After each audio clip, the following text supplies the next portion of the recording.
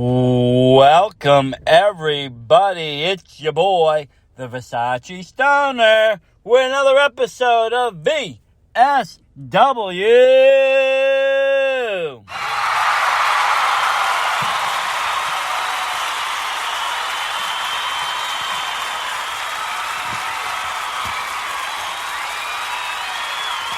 Thank you, everybody.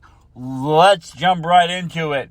It's your boy, the Versace Stoner, here alongside with the Sable here. So, let's talk quick, Just finished watching Limitless The Road. I'm not going to give any spoilers for those that missed it. You will catch a recap of that tomorrow by us. But, what a tremendous show, Wolf. What a tremendous show. It was great. Lots of poison, that's all I have to say. Definitely was, and the matchups were great. I have to go back and see how I made out on my predictions. I'm hoping it was pretty good, but again, you never know what can happen in the world of wrestling. And that's what's great about this sport. But we also saw a segment tonight, from a man, with a very, very shiny award. And that man is none other than Emmy winner Jon Alba.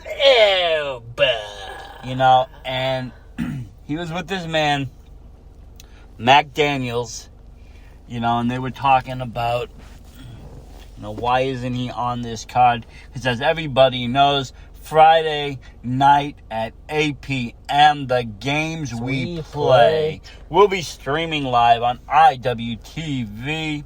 Exclusively, too. It is exclusive to Sable Wolf. It certainly is. And that's what I love about IWTV. You have almost a lot of these shows being exclusive to that, but you can't get a better deal on content for the price that they give. I'm sorry. This show's every night. There's old shows. You can watch all the seasons of The Road. You can watch all the events. You can watch everything. It is wonderful. Past, present, and future. I know. I am a huge fan. But here is our guest. Hello. Yo. How is it going, John? What's up, John? Living the dream every night. That's right, folks. We have on air Jon Alba. What's going on, guys? So we saw your, your little video footage. Very excited to see, what's going to happen at the games we play. Your boy Mac Daniels looking for that match. I don't know if Randy Carver is going to answer him in time. Definitely a future Limitless champion. But no doubt about that. You know who it is. But you have, made a bold claim, I would say. And, you're a man of your word. You definitely are. So we should be expecting something big, shall we not, on Friday?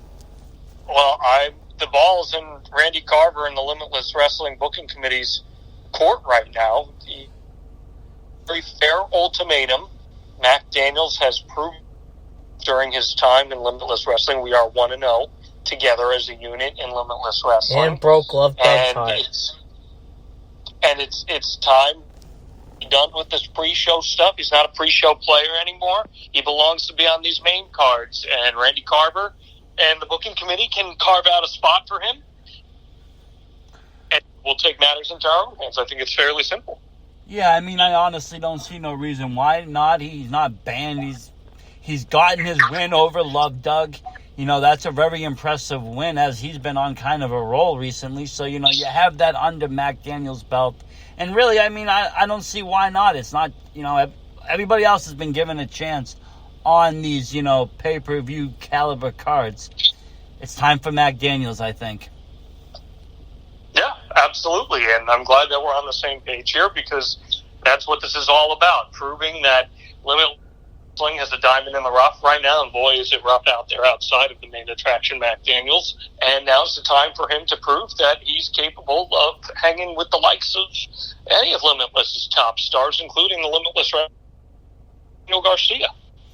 Most definitely. And I do hope we see that match, sometime in the near future, sooner than later. Hopefully with fans in the stands, with too. fans, exactly, back, as the world starts to open up. We'll definitely be seeing more, hopefully, of live wrestling. Speaking of live wrestling, you as well as went to WrestleMania this year, I take it, right? Yes, I did. I covered WrestleMania this year. Interesting time. We were down there as well. I mean, weather obviously played a little bit of a factor for the first time. What did you think of your overall thoughts of this year, though, as compared to other years? You know, I don't know how long you've been a Mania fan. Me, I've been started watching wrestling at WrestleMania 2. For me, it's 15. But, you know, over the years, we've had good ones, bad ones. I don't really like to rank them because every generation is going to have different styles. It's comparing apples to oranges when you try to compare decades in wrestling. But how would you say it did over well, you know, bringing the fans back, trying to unite everybody, and kind of giving us a good show? I think there were elements of WrestleMania that worked this year. I personally found night one to be a little more enjoyable than night two. I thought both main events delivered big time, and that's always a good thing. I really loved the women's main event between Bianca Belair and Sasha Banks, and I very much enjoyed the triple threat match as well between Roman Reigns, Daniel Bryan, and Edge. I don't know if I'd like to see the two-night format. I'd rather WrestleMania just be a standard 3.5, 4 hour supercard and call it a day and not go any longer than that. And you put your showcase matches there. Not everybody needs to be on WrestleMania, and I would leave it at that. So hopefully that's something they do going forward. It was definitely unique this year given the circumstances, but all in all, I think it largely went pretty well. Yeah, I have to agree with that. And I honestly, too, thought night one was more enjoyable, just the way the card flow was, the matches, and just, you know, the overall outcomes. But yeah, I mean, definitely the two-night format was a little bit tiring, having to go back to the arena. I mean, you're not going to have the same energy as the first night. Not like definitely as, you know, a 5-hour show on a normal Especially Mania when card. they tried to cram so much of the undercard, which I think killed a little bit of the vibe, even though the main events were excellent. They did. Like you said, not everybody needs to be on Mania. That's the point of it. You know, only the best are kind of showcased. Yeah, no, certainly. And I think that's something that going forward that should be paramount. So what got you into wrestling? You know, I know you cover sports and you're a huge sports fan, but Me what too. got you into, you know, like pro wrestling? Yeah, I was a young kid growing up in Jersey, and one of my neighbors watched it, and I was at their house one time, and this guy named Kane came down and ripped off a door off of Hell in a Cell, and I was hooked from that moment on. It was larger than life. It was comic booky come to life. I was hooked, and pretty much the rest is history, as they say. So you fell in love right before the Attitude Era took off, basically. Right when it was kind of just at its start before that Austin Michaels WrestleMania. That's when I started watching. That's when you started as well. And that was a very exciting time. And you're right, you know, there's something about that era that did have still that larger-than-life character feel. I don't feel that in wrestling today so much in the main. I don't feel that larger-than-life characters. You don't have the Andres. You don't have the Randy Savages. You don't have the Austins, the Rocks. Yeah, you have Roman Reigns, and you have this, but it's... And the Elite They guys. feel more like boxers to me than these, you know, characters that were just, you know, so grandeur growing up. And there's nothing wrong with that per se. It's really based on what your personal taste is. And, you know, now as I've grown older, you know, I appreciate the more realistic approach to pro wrestling versus the character-driven stuff. But, you know, I was enamored with the likes of Kane and The Rock, especially The Rock, growing up. And it allowed me to kind of become a student of the game over the years. Definitely. And have you actually stepped into the ring? Yes. I mean, anyone who's familiar with the Limitless Wrestling product, I mean, they've seen me in Let's Wrestle. I've gotten my boots dirty a few times. You never know what you're going to see in Limitless Wrestling, too, where sometimes things happen and all of a sudden You got your Emmy Award-winning stud lacing up the boots, ready to put some boots to asses every now and then. That's Like great. The Rock. That's really great. Like I said, I was on an earlier episode. I was talking to Limitless superstar Dylan Nix, and we were just talking. He was like, and I was telling him, I'm looking. I've been a fan for so long. I've done some work. I have previous boxing experience and other MMA. But I was looking to learn the ropes of wrestling. He was like, you should definitely come up to Maine, check out the dojo. Is that something you would recommend to somebody in in their 30s? If that's what they want to do, is for something for fun or something even just to try? If it's something that you're even curious about, you're never too old to pick it up. And it's something that you should always follow your passion. I would definitely recommend the Limitless Dojo. Team there has done a great job training stars of tomorrow, Mac Daniels being one of them. And if it's something that you're passionate about or curious about, I definitely recommend it. Very good. My question for you, John, is that I'm a Boston sports fan, and I launched the other day a Boston sports podcast along with the wrestling we do. How has Florida embraced all its winnings? Because TB12 won a Super Bowl, and the Lightning won a Stanley Cup, and the Rays made it to the World Series. The people in Florida, are they passionate about the teams, or? Yeah, I think right now they are, and I think that anytime you have success, you're going to find fans start gravitating towards those teams. It's an exciting time if you're a Central Florida sports fan right now, particularly Tampa more so than Orlando, given the current state of the Orlando Magic. But more or less, yeah, this has been something that we've started to see just emerge as Titletown USA, and that's pretty much what Tampa's become. So basically, you guys are going to be the new Boston. We'll see how long that success is sustained. Yeah, it is a good thing, though, and I am excited for, all the sports that are coming back. As I am a Boston's fan, but I'm also, a fan of other teams. I'm not going to down another team or another person's team, because that's where they come from. That's, if I grew up in another state, well, that would be my team. And actually, growing up, even though I am from there, I was actually an avid Dallas Cowboys fan, actually, all growing up. I was a huge Troy Aikman and Emmitt Smith fan. That was my childhood, just watching them, collect rings. But, as I got older, I started to follow more of the local Patriots, and then they actually started to win some games. They ended up doing all right for themselves. Just a little. Just a little bit. But, growing up, it wasn't so little, when my dad dragged me as a kid, down to watch them play Chicago Bears, it wasn't such a good outcome. No, back then it wasn't, but that Brady guy ended up changing things a little bit. They're up in New England and Foxborough. And getting to cover Tom Brady when I was in New England was one of my biggest thrills, and then he ended up following me down to Florida, so it ended up working out. My dad's best friend is a season ticket holder with the Patriots, so I got to go to a lot of regular season and playoff games. I didn't, obviously, this year for obvious reasons. But there's no better feeling than an NFL game or a packed stadium for a big wrestling event, too, in my opinion. Yeah, anytime you can pack a building, I think we're all kind of waiting for those times where we can start to pack stadiums and arenas again and get back to what we refer to as normal. Now, speaking of covering sports and other stars and stuff, were you ever able to cover the newly prospect Parker Boudreaux while down in Florida? Yeah, well, during his time at UCF. Very good, and he got signed by WWE. Now he's going to make a pretty big splash, I think. Yeah, we'll see.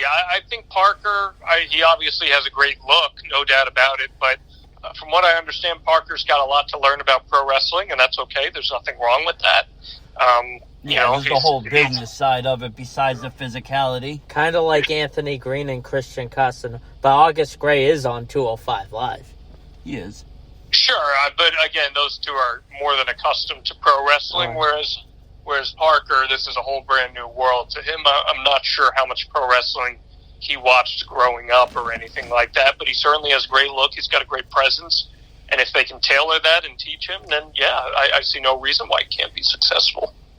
Yeah, it's kind of exciting always seeing like new stars come out, especially ones that haven't been on the circuit for a while, that are kind of just, basically promoted as stars. That's kind of basically where I see this, I don't know if he's done any independent shows in Florida, as I didn't really get to catch any down there during Mania weekend. Because he was a college football lineman, so... Yeah.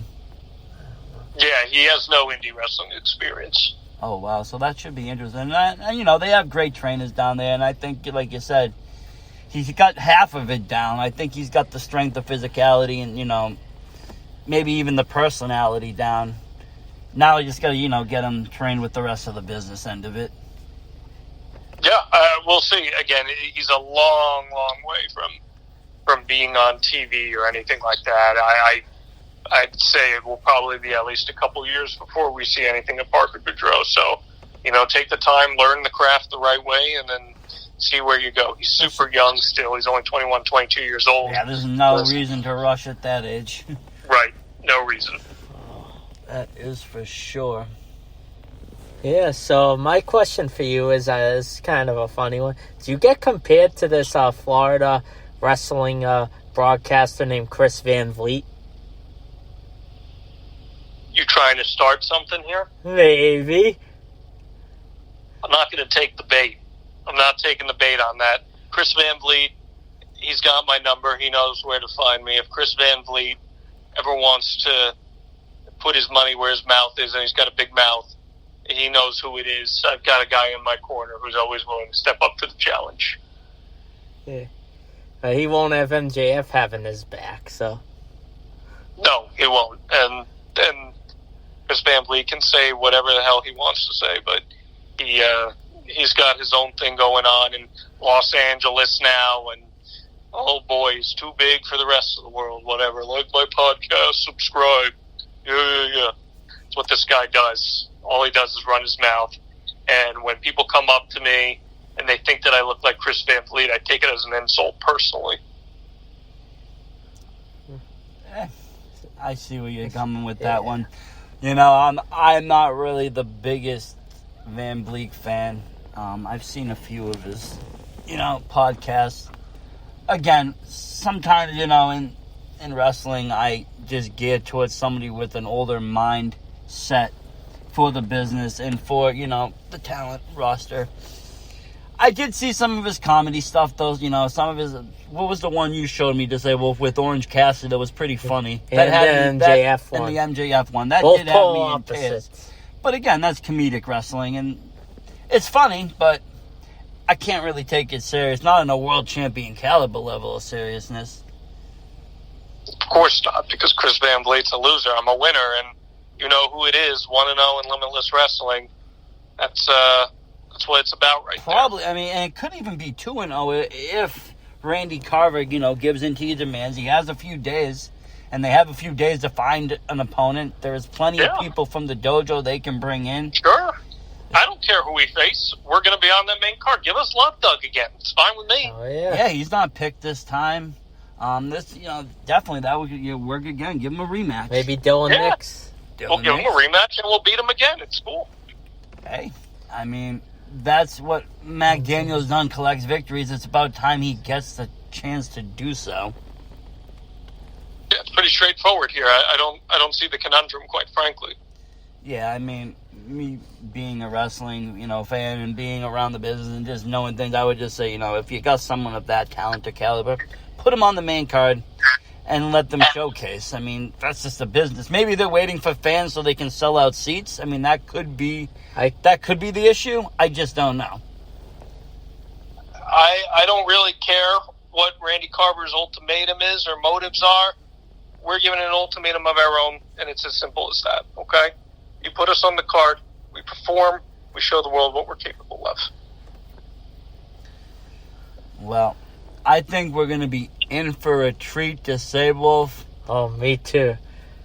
Absolutely. Regardless if he's on the card or not, like Alba said early on the road, there's going to be hell to be reckoned with. And, yes. That's what I like to see. I always like to see... That's why I like so much about Limitless. Anything is possible. Anything can happen. And anything will happen, apparently. Yeah, and again, I mean, it doesn't have to be as open-ended and ambiguous. It can be very straightforward. All he has to do is put us on the card, and everything's fine. So it can be done very humanely and just, like gentlemen, sign a little contract, give you an opponent. Yeah, it could even be opening match. I said it. Limitless Wrestling is my favorite organization. It's my most favorite. I love it so much. And, it doesn't even have to be placed anywhere in the card. You'll take the opening match, right? As long as it's not on that pre-show. Any match the main attraction Mac Daniels is in is the main event. Dude, that's all you need then. Great physique, too. He is. He's got the most incredible physique. He's the most perfect combination of aesthetics and athletics that Limitless Wrestling's ever seen. He reminds me of, personally, he reminds me of a young Lex Luthor. Sure, I'll take that. But that's just me. Or even with the physique, like the masterpiece, Chris Masters. Yeah, he's very much like Chris Masters, except he can work. Yeah, absolutely. Definitely. Well, we can't wait to see what takes place Friday. As you know, tonight is also Blood and Guts. And what do you think? Thoughts on that? I'm going to leave you with one final question. AEW running a show with just one match for 2 hours. It actually has. Well, so it's actually not one match for 2 hours. It's just going to be the second hour of the show. They're having other matches go on in the first hour.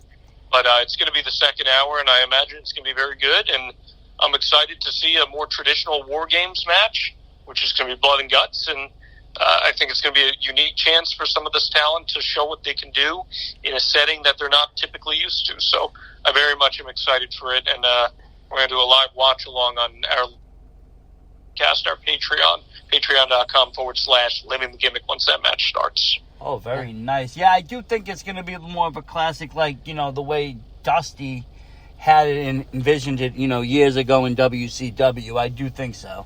And I think it's going to bring a different, style of wrestling to fans today that, may have not watched those early, WCW events.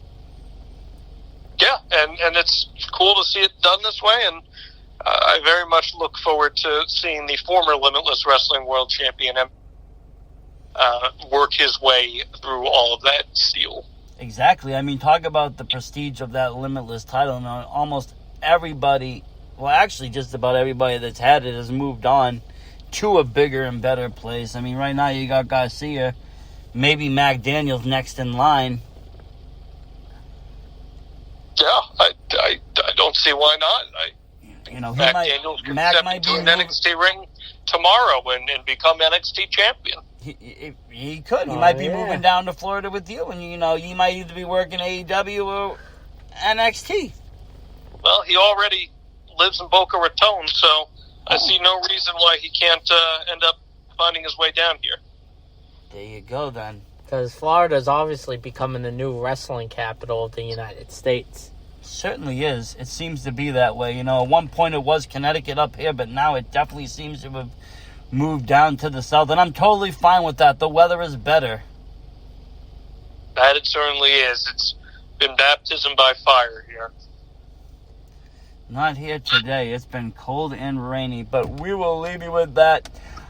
Thank you very much for calling in. We greatly appreciate it and talking to you, and we will look out to see what happens Friday night on the Games We Play, streaming exclusively on IWTV. Thank you, guys. Appreciate it. You know who it is. Thank you. Thank you. Have John. a good night. Wow, what a great interview with Jon Alba. He had words of fire for Randy Carver. They better put him on this card. I agree. I mean, he could just... I don't know what he's capable of. But he's definitely hell-bent on something, and you know what? He can pull it off. And I would hate to see him, do something to the main event where, maybe Garcia and Drake and something interferes. Who knows what could happen and what damage could be done. So I would say, hopefully, like he said, give him a match. Throw him Love Doug again, or like you said. Give him Dylan Nix. Give him, or even some Mac Daniels is the future of professional wrestling. He is the future of professional wrestling. And he's very talented. They already have another team on the pre-show, so throw them to the main, event. Let them do something and maybe just appease them. I guess, I don't know. I mean, if I was Randy, I would be put in a very tough situation. I do not think Jon Alba is bluffing. I really believe that he is... you gotta trust the man, Jon Alba. You have to, and I really, like I said, I believe he's going to do something if his needs aren't met, and it's definitely going to be something that Randy and the Limitless, family might not want to see. So, hopefully we get that. And like you said, with your question, no hard feelings there with Van Bleek. Not at all. No friendship there. But, yes, what an interview. What did you think to say, Wolf? I love this interview. As a guy who moved to Florida, is covering sports, as you know me, I've said this once, and I'll say it a million times. I'm a huge sports and wrestling fan. Hopefully when I cover Boston sports Versace, I can get them. I really want all my friends who are Patriots, Bruins, Celtics, and I know if they gave Randy Carver's promotion a chance, they would love it. Oh, they would, and I'm going to tell everybody, and I do tell everybody, if you want to watch an independent promotion right now, Limitless, you don't know anything about it, it's your first time, Limitless is the place to start. You can put it on IWTV. Nothing against any of those other independent I love all my independents. I love NCW. I love going Chaotic. Beyond, and I can't wait for their show tomorrow. I love, New England Pro. I love Top Rope, Lucky, whatever it is, UFO. It doesn't matter. I love all the pros. But when I tell people how can, you got all these people that watch WWE or AEW now, New Japan, and they're like, you watch the indies a lot. How can I get into that? Just easy. The easiest way is through Limitless, because most of those stars were right there. You just saw, maybe August Gray a year or two ago in Limitless Wrestling. So it's very easy. Saw Keith Lee wrestle, Chris Statlander. It's very easy to move over, and it's very easy to transition into it. And when you start to see it in a more personal setting like Limitless, it is closer. It is more fan-orientated. It's more of a family. You're not in a big, huge arena and Lost.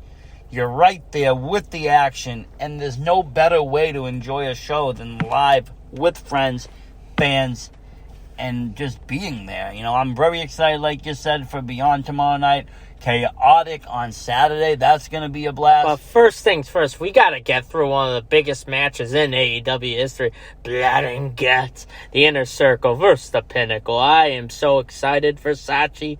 Oh, I am too. And we'll just, briefly talk about that as we got a few minutes. Like he said, I guess they changed it. I was under the impression it was all going to be one, but I guess they put other matches in. Yeah, they did, including the Fatal 4-Way #1 Contenders match for the AEW Tag Team titles, which has the Varsity Blondes, Griff Garrison, and Brian Pillman versus Jungle Boy and Luchasaurus. Speaking of Pillman, we are going to be seeing him live soon. In the New England All-Stars versus Teddy Goods. Buy your tickets now, folks. If it's not sold out, I mean, the New England shows are selling out fast. You got the limited capacity crowds, and, you got fire matches, so they are selling out fast. But, yes, back to Blood and Guts tonight. I'm glad that they did that. I was kind of nervous what a 2-hour format match would look like, even if they did an hour and a half. I really hope they go past the 10 o'clock mark. They might, tonight. But I still think an hour and a half is still kind of long to designate a match. But an hour is, and if it goes longer, then cool. You have a lot of talent in there, so yes, that makes sense. I am very excited for this one. Like I said earlier, I grew up watching the original War Games and stuff, and World War III, and all of that happened with WCW, and all of the matches that they used to do, and WWE took over, and all of that, NXT, and everything. And now we're getting to see it, in AEW with all the greatest stars. Like you said, former Limitless champion MJF. You got, future Hall of Famer Chris Jericho squaring Break off the walls down. with their team is just incredible. I mean, you got Pride and Powerful. LAX. LAX, Whatever formerly their name is, Santana and Ortiz. Okay, you got, former WWE superstar Jake Hager. And he's booked way better than a Kurt Angle ripoff. Definitely, okay? You got, Sammy Guerrero, the future of the business. Really. Spanish God, and he is sexy. And then the other side, like you said, you got MJF. Just, he's very enough. Polite young man. Yeah, the most politest. And his team of finally established. You got FTR. They remind me of the Four Horsemen. Which is managed by Tully Blanchard. Well, that would be why. But, they have the technical skills to pull it off. The old brain busters. They can do it. They can definitely do it. They should be tag team champions soon, too. You also have... Who else did they pick up over this? They got who? Sean Spears? Sean Spears. So, these are huge pickups. You got a lot of talent in this match tonight. And the man himself, Wardlow. And you got Wardlow, too. My God. So, like I said, a lot of talent. There's going to definitely be a lot of blood and guts. AEW is not afraid of that. They are not afraid to show us violence if we want it. They've done it before. They'll do it again. They hold themselves a little bit differently than WWE. That is for sure. And, tonight is going to be no different. And I really can't wait. But without ado, I think we'll sign up and get to that action. Plus, it's Cinco de Mayo. You know what that means. Tacos galore. Coronas with lime. We are getting ready to partay. And get ready for some blood and guts with a side of tacos. Sounds good to me, Disabled Wolf. Listen, everybody. Next time you hear us, we'll be talking and going over the games we play, streaming Friday night. Check out also, what it is. We'll be recapping. And check out on wrestling as we going to Chaotic, and we'll be doing all sorts of other small things, plus sports by Disabled. Oh, yeah. Speaking of, on the Beantown Sports Wolfcast, I'll do my debut episode's recap for the Red Sox, Celtics, Bruins. I'm separating all the teams, so I know some of you that love basketball don't love hockey or vice versa. So you can pick and choose which team to listen to. Bruins just clinched a playoff spot, and the Celtics had a real heartbreaking loss the other night. And the Red Sox look to go up against the Texas Rangers that has 100% capacity in their ballpark way before everyone else. So I'll hand it over to Versace. Disabled Wolf is signing out. Thank you, everybody. And like I said, I hope you had a good time. Thank you again, Jon Alba, for sitting here and talking with us. It was a pleasure. I always like, talking to fellow fan sports and, people as yourself. So thank you again, everybody. Versace Stoner signing out.